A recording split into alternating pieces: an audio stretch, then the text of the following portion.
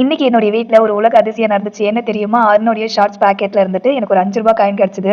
கல்யாணம் ஆகி இத்தனை வருஷத்துல ₹1 கூட அவனுடைய பேண்ட் பாக்கெட்லயோ இல்ல ஷர்ட் பாக்கெட்ல இருந்தோ எனக்கு கிடைச்சதே கிடையாது. என்னுடைய ஃப்ரெண்ட்ஸும் சரி அண்ட் வந்து என்னுடைய ரிலேட்டிவ்ஸ்மே ஒரு சிலர் வந்து சொல்லுவாங்க. இந்த மாதிரி வந்துட்டு என்னுடைய ஹஸ்பண்ட் பாக்கெட்ல அப்புறம் என்னுடைய அப்பா பாக்கெட்ல வந்து இவ்வளோ அமௌண்ட் இருந்துச்சு. நான் எடுத்துக்கிட்டா அவங்ககிட்ட சொல்ல மாட்டேன் அப்படின்னு. ஆனா இந்த மாதிரி விஷயம்லாம் என் வீட்ல ஒரு நாளும் நடந்ததே இல்ல. அப்படியே கொஞ்சம் கொஞ்சமா எல்லா வீட்டு வேலையும் முடிச்சுட்டு பப்பு குட்டிக்கு லாஸ்ட்டா தலை சீவலான்னு உட்காந்தேன். அவளுடைய தலையில நான் கைய வச்சுட்டேன்.